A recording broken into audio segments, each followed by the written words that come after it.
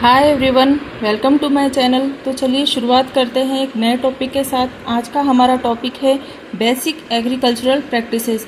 इसमें हम कृषि से संबंधित कुछ बेसिक बातों को जानेंगे, कुछ प्रैक्टिसेस हैं उनके बारे में जानेंगे और इसे हम कंसेप्ट मैप के ज़रिए पढ़ेंगे। इसमें सबसे पहले है प्रिपरेशन ऑफ सॉइल, मतलब सबसे पहले मिट्टी को तैयार किया जाता है। उसके बाद है सोइंग ऑफ सीड्स, उसके बाद बीजों को बोया जाता है।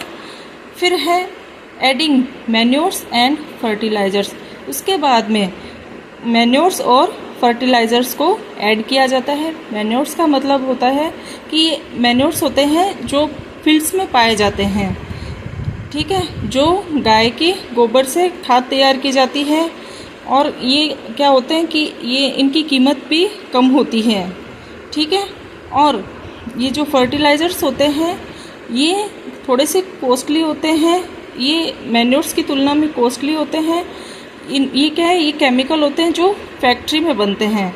उसके बाद है इरिगेशन। इरिगेशन का मतलब होता है कि पौधों को पौधों में मतलब पानी डालना, पौधों में पानी की सप्लाई करना इरिगेशन होता है। उसके बाद है क्रॉप प्रोटेक्शन, मतलब फसलों की देखभाल करना। फिर है हार्वेस्टिंग। हार्वेस्टिंग मतलब टाइम टाइम पे उनकी कटिंग करना। फिर है स्टोरेज। स्टोरेज का मतलब है भंडारण करना, यानी इकट्ठा करना। फिर आता है एनिमल हस्बेंड्री। एनिमल हस्बेंड्री का मतलब है पशुओं का रख रखाव, उनका पालन, ये सब एनिमल हस्बेंड्री में आता है। फिर इसके बाद है जो प्रिपरेशन ऑफ सॉइल है, इसमें क्या क्या होता है देखें। प्लगिंग और टिलिंग, मतलब प्लग करना। प्लगिंग का मतलब होता है कि मिट्टी में लचीलापन लाना, मिट्टी को उलट पलट करना या मिट्टी को ढीला करना प्लगिंग होता है, ठीक है। उसके बाद है एग्रीकल्चरल इम्प्लीमेंट्स। इसका मतलब होता है इसमें हार्वेस्टर्स आते हैं, सीड ड्रिल्स होते हैं, डिस्क होते हैं, ये ड्रैग्स होते हैं, ड्रैगर्स होते हैं, कल्टीवेटर्स होते हैं, पिकेजेस होते हैं। ये सब किस में आते हैं, एग्रीकल्चरल इम्प्लीमेंट्स में आते हैं। उसके बाद में है प्लग होय कल्टीवेटर। ये क्या है, ये इसके उदाहरण है, इसके एग्जाम्पल हैं। किसके, एग्रीकल्चरल इम्प्लीमेंट्स के ये एग्जाम्पल हैं। फिर नेक्स्ट है इरिगेशन। इरिगेशन में क्या आता है, देखें, इरिगेशन में आता है ट्रेडिशनल और मॉडर्न। ट्रेडिशनल मतलब जो पहले के टाइम पे होते थे जो तरीके, वो ट्रेडिशनल होते हैं। और जो मॉडर्न, जो अब के टाइम में जो तरीका चल रहा है फसलों के लिए, वो है मॉडर्न तरीका।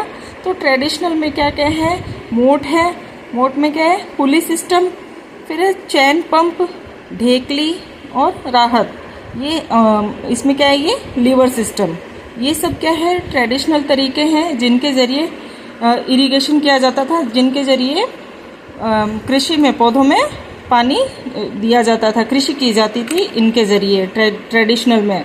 और मॉडर्न में किस तरीके से फसलों में पानी दिया जाता है, स्प्रिंकलर सिस्टम, मतलब फव्वारे से, ड्रिप सिस्टम मतलब बूंद बूंद करके, जैसे ड्रिप होती है ना, तो वही इसका मतलब नाम रख दिया है ड्रिप सिस्टम। जैसे बूंद बूंद करके पौधों में पानी दिया जाता है। ये दोनों किस में आते हैं, ये मॉडर्न तरीके में आते हैं। उसके बाद में आता है क्रॉप प्रोटेक्शन। क्रॉप प्रोटेक्शन में आता है रिमूविंग द वीड्स। जो खरपतवार होते हैं फसलों के साथ में, कुछ जो अनचाहे पौधे होते हैं, जो खरपतवार होते हैं, उनको हटाया जाता है। और उनके लिए कौन कौन क्या काम में लिए जाते हैं, 2,4-D नाम के जो पेस्टिसाइड्स होते हैं, जो कीटनाशी होते हैं, जो पेस्टिसाइड्स होते हैं, जो ये वेडिसाइड्स होते हैं, ये काम में लिए जाते हैं। उसके बाद में नेक्स्ट है हार्वेस्टिंग। हार्वेस्टिंग में क्या करते हैं, कौन कौन से तरीके अपनाते हैं, थ्रेसिंग है, विनोइंग है, ये तरीके हार्वेस्टिंग में अपनाए जाते हैं। थ्रेसिंग में क्या होता है कि थ्रेसर की हेल्प से क्या करते हैं, फसलों से बीजों को अलग करते हैं, ठीक है। जो बीज होते हैं उनको अलग किया जाता है थ्रेसर की हेल्प से, ठीक है। और विनोइंग का मतलब क्या होता है, विनोइंग का मतलब होता है कि जो हाइट पर से मतलब ऊंचाई पर से छानने का काम विनोइंग में किया जाता है। उसके बाद में है स्टोरेज, जो भंडारण होता है, जो जिसमें जो फसल कटने के बाद में जिसमें बीज वगैरह, जो बीजों का भंडारण होता है वो स्टोरेज में, वो किस में होता है? वो होता है जूट बैग्स में, सिलोज में, ग्रेनरीज में एक्सेट्रा, इनके अंदर स्टोरेज किया जाता है।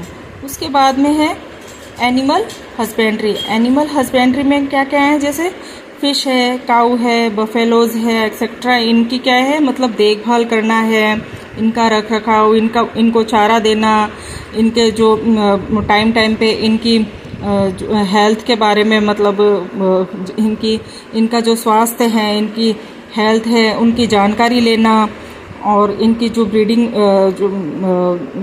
ब्रीडिंग वगैरह है, इन सब की मतलब इन सब का जो रख रखाव, इन सब की जो देखभाल है, ये सब एनिमल हस्बेंड्री में आता है।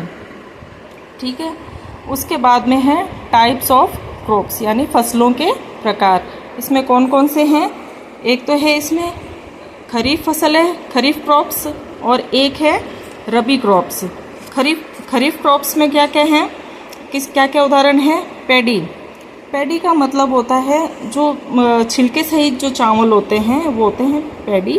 ग्राउंडनट्स में है मूंगफलियाँ, मेज मतलब मक्का एक्सेट्रा। ठीक है।